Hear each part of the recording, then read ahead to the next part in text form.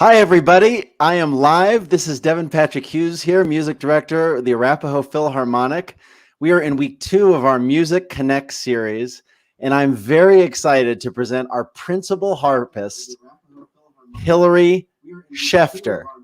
Welcome, Hillary. Thanks for having me, Devin.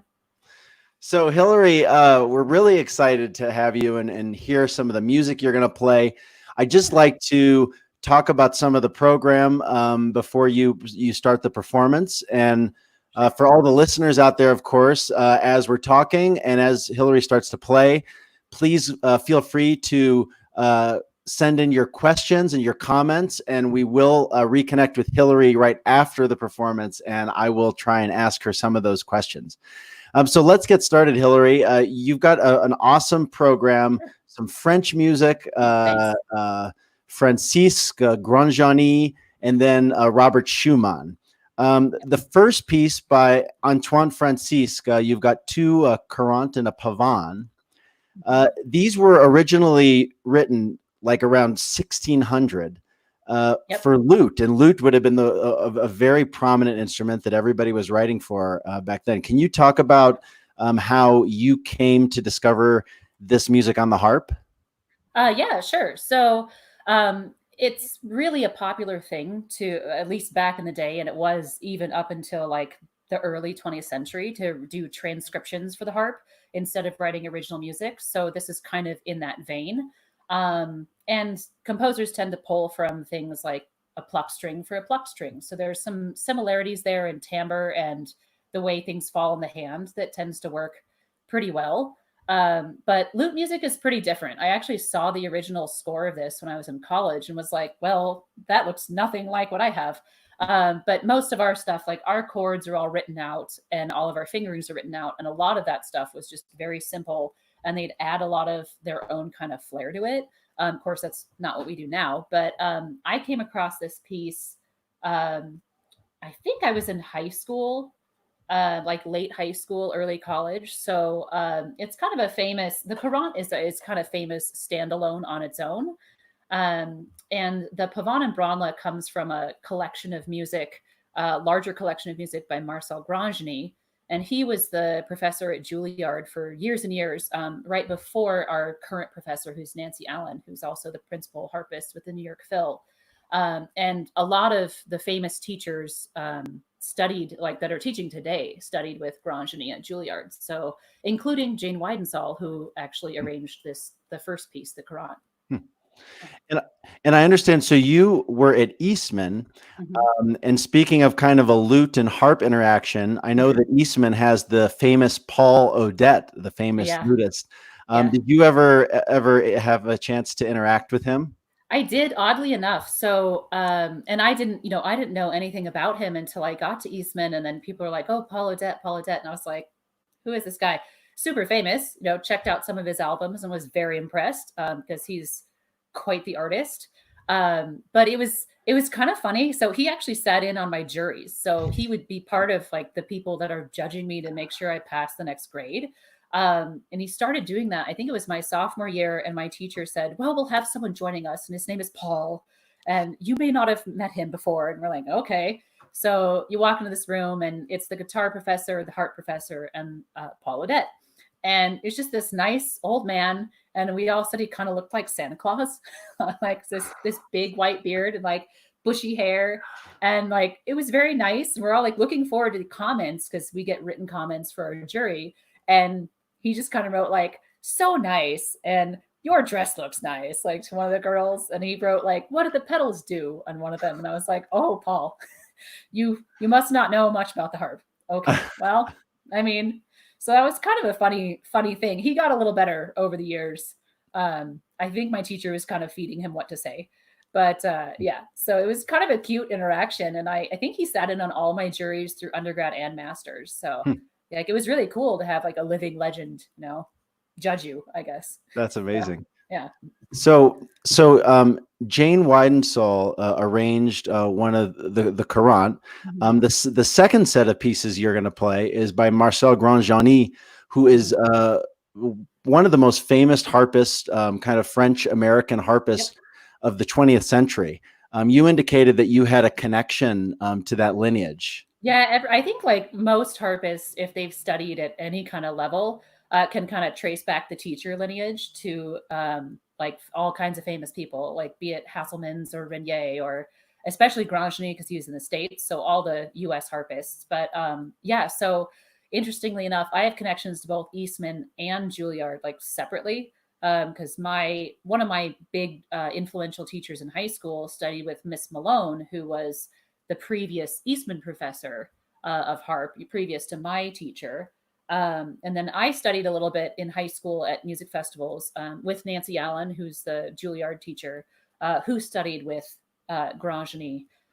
So it's kind of interesting because everybody can kind of weave this, kind of family tree of harpists because there's so few of us, like back down the way. Yeah, it's kind of neat. That's cool. So the last piece on the program, speaking of lineages, is by one of my most favorite cherished composers, Robert Schumann. Um, it's from a piano set, like a lot of his music was, the Kinderszenen, the Traumerei, the Dreaming, and this was a piece written by Schumann. He was in love with Clara, who was 9 years his junior, Yep. and Scandal. Clara's father, Friedrich Wieck, was also Robert's piano teacher. And so there's a long episode of him of Friedrich trying to stop the relationship and the marriage at all costs. When Clara turned 21, when they were finally able to marry, they celebrated, and one of the things that Schumann wrote was this kinder scenes, kind of an adult looking back at their childhood. So, and this is also actually, since this was arranged for well, this was originally for keyboard. This is your own arrangement of the piece. What drew you to this music and made you decide to arrange it?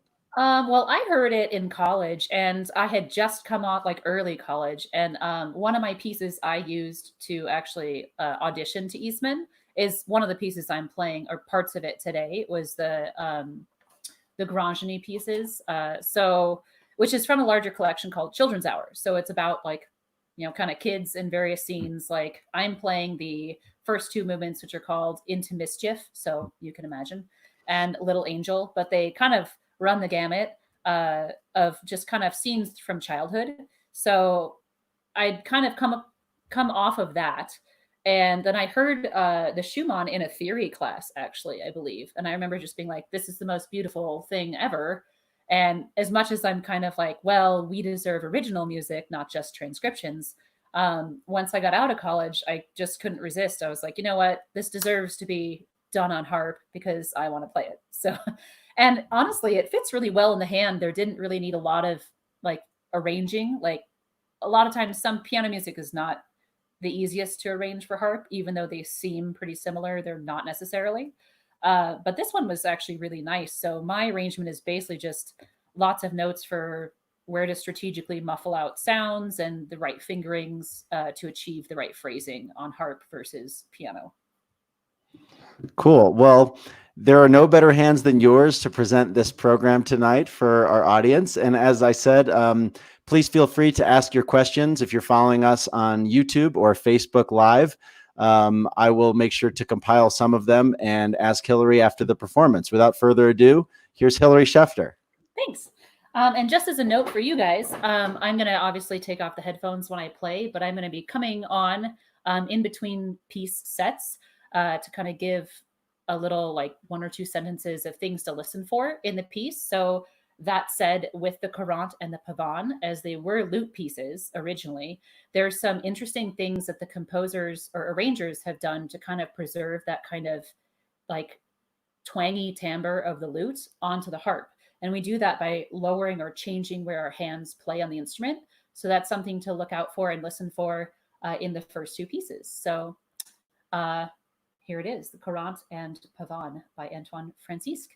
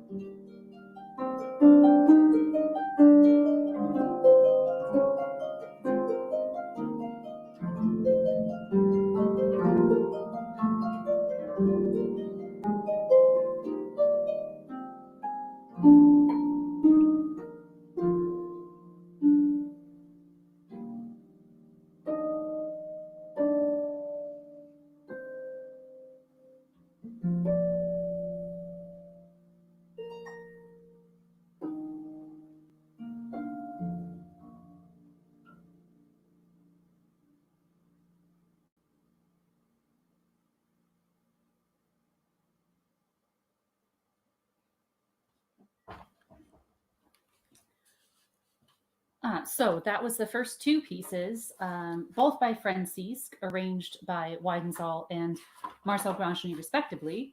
The next two pieces I'll be doing are movements from a set, a larger set called Children's Hour Suite. And Grancheny was actually known for not just amazing harp playing, which obviously he was an amazing harpist, but he was very particular about his pedal changes, like where he wanted certain things done in the music. So it's really interesting because when you look through his music, you'll see some really specific things written out, and you can tell that they were written specifically so that they could be played on the harp and not played on the piano. So there's this whole genre of music where it was kind of a response to just playing everything on the piano, like stealing all the piano works. So there's some things like there's glissandi that happen in this piece that are really only capable of happening on the harp and not on the piano. So that's something to listen for. And really, this just represents some of my favorite music from when I was in high school and college. So it's kind of a retrospective for me as well. And I hope you enjoy it. So the first movement is called Into Mischief, and the second movement is called Little Angel. Those are the English titles. So I hope you enjoy. Thanks.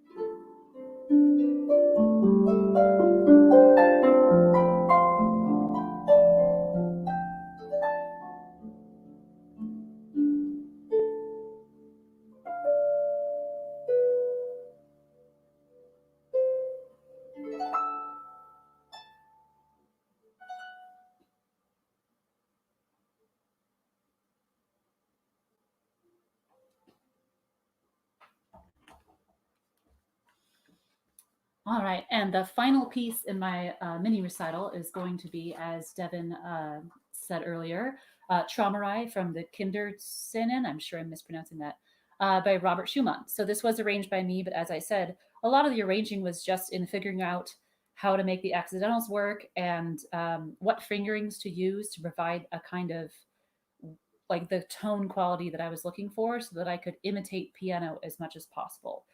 So I hope you enjoy the last piece, and we'll join you for questions afterwards.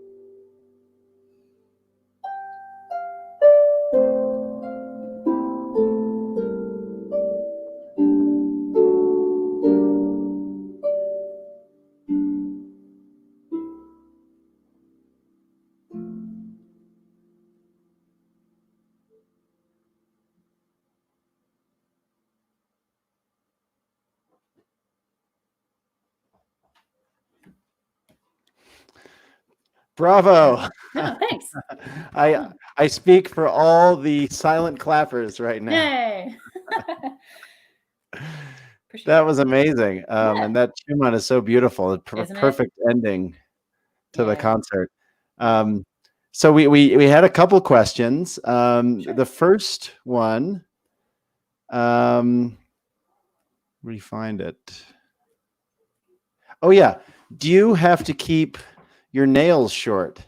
Yes, so that's a great question, which, to the bane of my existence as a female, unfortunately, yes, I do. And I can't really wear any polish either, because even just like a thin layer kind of messes with my distance to the strings. The only caveat to that is that we actually don't use all of our fingers to play the harp. We don't use our pinkies. So I can keep my pinky nails long, I guess. But yeah, that's where we differ from piano. So we only have 8-note capability at the same time, whereas piano has 10. Yeah. So here's one. You have a calzone food truck. Yeah. Yeah. That you were turning into a restaurant, and you've been to multiple national pole dancing championships. Yeah. How do you find time to practice? Well, yeah, that's true. I mean, I kind of just fit into the schedule, I mean, it's one of those things where, I practiced for so many hours for so long that it doesn't take too much to kind of keep it up. And I obviously picked music that I was already familiar with for this piece, so I didn't have to learn anything new for this recital. But I just work it into my daily schedule. Yeah. With the restaurant, we'll see how that works, because our schedule is going to shift in a big way. So it might be a little more difficult then. But even then, we kind of, tend to do service when people are eating. So we have some time in between, hopefully. Speaking of Schumann, he notoriously tried to get more of a range on the piano. He used a mechanism, a finger stretcher. Yeah, I which heard that one. supposedly, and it's debated historically which finger he was trying to stretch, Hmm. but he supposedly made it almost impossible to have a piano career.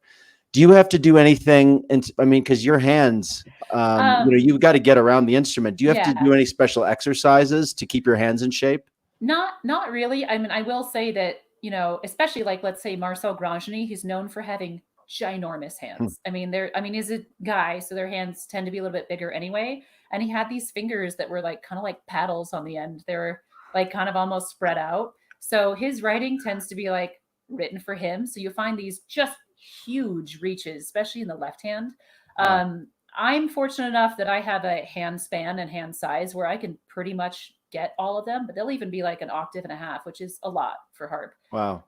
Like all in fifths, like, yeah, it's crazy.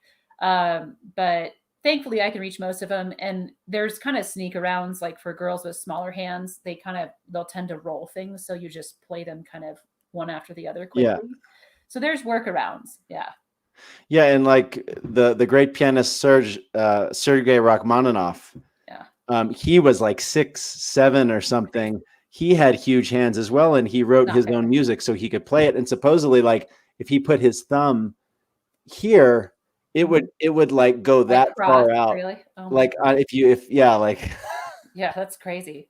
I mean, it's an advantage, right? And I think that's part of the reason why, I mean, up until the early 20th century, harp was considered a masculine instrument. Like there really weren't a Hmm. lot of women playing them outside of like parlors and things, but it wasn't something that women could do as a career. And that kind of changed with a big, at least in the US, there was actually a big marketing ploy in the Huh. early 20th century from one of the big harp manufacturers in the US to talk about how the harp is feminine and girls can play it too. Wow. Yeah. That So that it's yeah. that reminds me of the Vienna Philharmonic, for instance. Oh, They didn't yeah. have women in their orchestra really until like the 1990s Yeah, because of they were really tradition. late to But integrate. always Yeah. in those videos, you see the camera panning around, and you see the harp is clearly a woman, but they don't show Yeah. the face; they just Yeah. show her hand. They're just like, "No, we can't." Yeah. Yeah, it's so interesting that, like, that was such a thing for so long and that it, like, the modern orchestra, like, auditioning, has really, the way that we audition has kinda taken a lot of the bias, the gender bias out of that, which is great, great for me. Yeah. Well, uh, thank you, Hillary. And I believe Yeah. there's one more thing that I should bring up because we both have birthdays. Okay. Like yours was yesterday Oh, and mine was yeah. the day before, or somewhere around Yeah. there. It was the 9th, Devin, Mine's or the the ninth. 8th? Yours is the 10th. Yeah. Happy birthday, Devin. Happy birthday to you. You had Thanks. Brahms Yeah. and Schumann on the 7th. Yeah. I think Billy Joel's also on the 9th. I couldn't Do you remember. have anybody on the 10th with you who has your same birthday? I haven't looked it up, but that's a good question. I have no idea as far as pop stuff goes if there's anyone that shares my birthday, I but feel like Tchaikovsky is around there somewhere, I and think that he's that somewhere would in be that. perfect because That'd be great. I mean, I can't even remember how many times we've done a Tchaikovsky piece and you've been on the harp, like Yeah. playing Well, it's beautifully. the joke is with his orchestral pieces that at versus his ballet, he wrote so many notes in his ballet pieces that are just like impossible to play. That it's like he wrote so many you could take all of the extraneous notes out and write a whole other Tchaikovsky symphony with the notes that you have to leave off of his ballet parts with harp. So it's just terrible, but true. Nobody knew until you just told them. Well, I mean, we play as many as possible, but yeah, actually, the standard way to play the Nutcracker cadenza is completely different than how it was originally written, Hmm, which is interesting. Yeah, wow. things Well, things in the world. Yeah, we can't wait to get back to music making with people around us, so we can feature you on all the great yeah, Tchaikovsky and Stravinsky ballets and yeah. everything I'll be else that you always rock the house with yeah. the I'm Arapahoe I'm Philharmonic. I'm looking forward to getting back.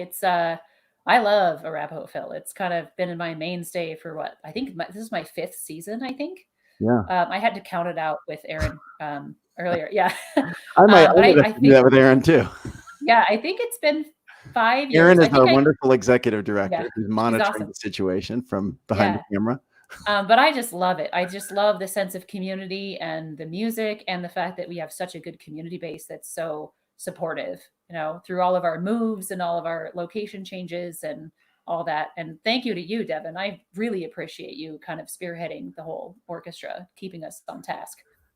Well, thank you. And speaking of that, we could not do this without your support. And Hillary, did you know we just happened to have our annual spring matching campaign going on right now? Yeah, So I heard about that. oh, did you know about that? I get the emails. Yeah. Okay, good. So if you like what you saw tonight, we're going to do a lot more. We couldn't do it without your support.